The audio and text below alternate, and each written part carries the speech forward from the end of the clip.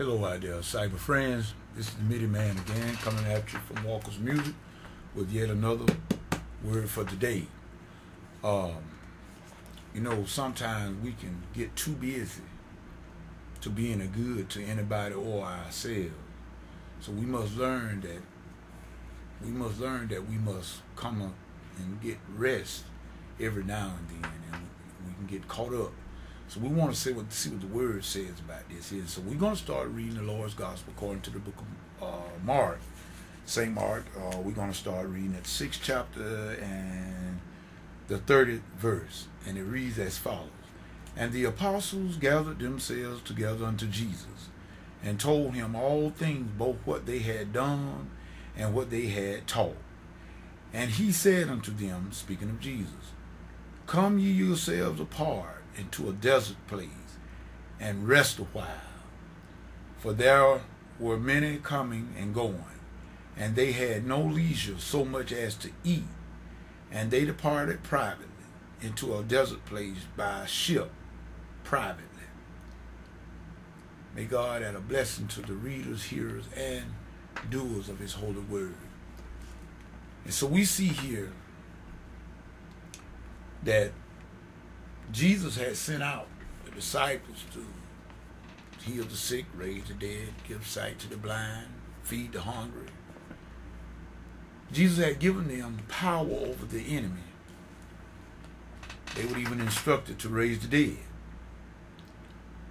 And so when they went about doing this thing, and the need was so great, people were coming from left and right, north and south, east and west. They didn't even have leisure to eat. They didn't even have the time to eat. So when they got back and they reported back to Jesus, and they was telling them all things, so Jesus said, look here now, I know that you're having fun and you're enjoying what you're doing, and it's needed, but come ye yourselves apart. Meaning, come on now, let's sit down, rest a while. Come to a desert place. Desert place means what? Nobody can disturb you, and no one can get to you. You need to rest a while now so you can be more effective. How many of you know that when fatigue comes in, faith goes out? Haven't you noticed that when you are tired, you are irritable? You don't have the patience that you would have if you were not tired. So tired, I should say. Your health and well-being mean just as much as it's just as important as the ministry is, because God can use us sick. See, you say, well, the Lord is God, he can heal us. Yes, he can do that, but he gives you common sense. You can't break natural law. Your body needs rest. It needs food. So if you neglect your physical being of food and rest, you're not going to do very well in the ministry. Being in the music, I know I have about 5-6 choirs I play for, 2 or 3 groups, gospel groups that I play for, and I have to do all the music and get everybody ready. Most of the time I'm giving all the voices, and I know your body gets tired. I know the voice does. That's how I come most of the time, and I'm quite sure some of you have noticed me, that my voice will go in and out sometime when I'm doing these here words for the day, because my vocal cords are tired.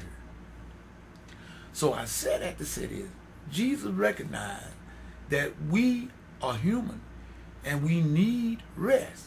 So don't try to impress no one by overexerting yourself. When you get tired, stop and rest. Now I know you might be saying, well, now why is he telling us? Well, because you cannot be affected when you are tired. Your patience is very short when you are tired.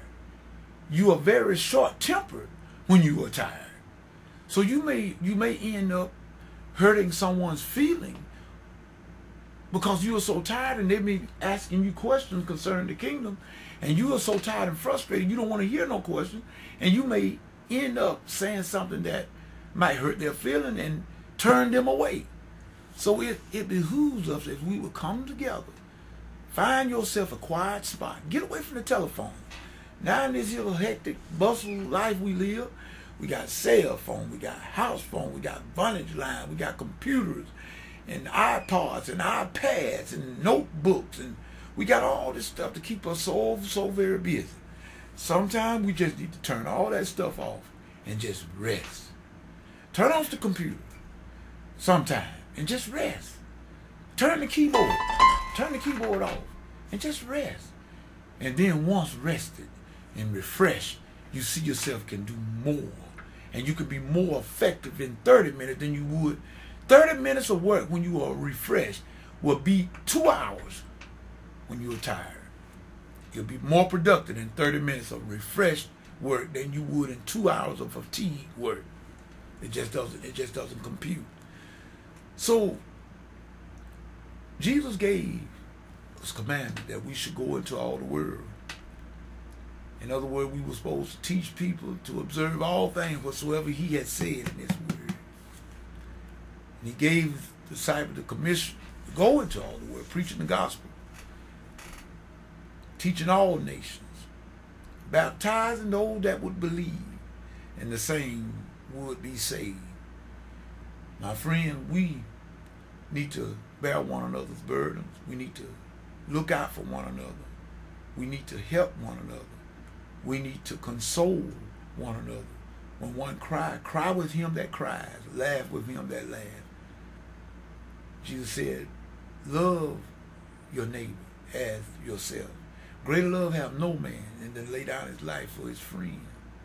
So we being Christians in this dark world, there are many things that are going on in this world, in our country, in the USA by itself, that I don't agree with, neither does the Lord agree with. But we do not, and God does not condone the sinner. He does not condemn, I should say, the sinner. He condemns the sin. See, it's not the person that commit the sin that's really at fault to a degree. Satan has them blinded. But if they ever hear the real word and get an opportunity to either to reject or accept, then there's no more excuse. When knowledge comes, excuse goes out the window. So with that being said, I just want everybody to know that we are to judge no man. Jesus said, I didn't come to judge the world, but I came to save the world.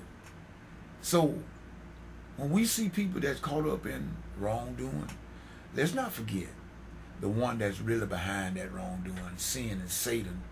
And Satan may have them blind just like we were once blind ourselves. So let's try our best to try to get people into the light and get them to see the error of their ways. You cannot change anybody by beating them over the head with the Bible.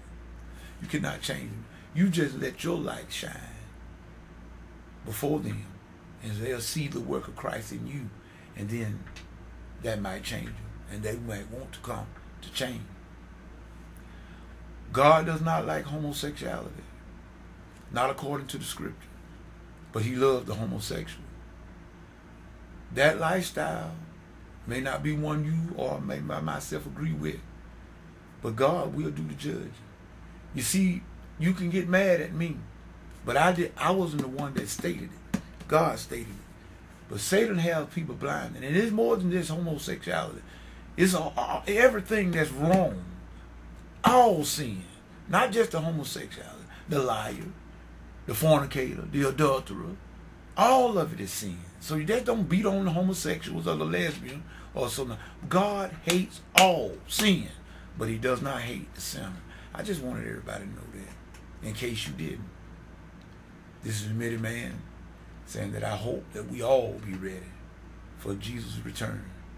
And we need to get our business fixed, because one day, very soon, he's coming, and his reward is with him. And I pray that we all will be ready. This is Admitted Man saying peace. Happy 4th. Goodbye.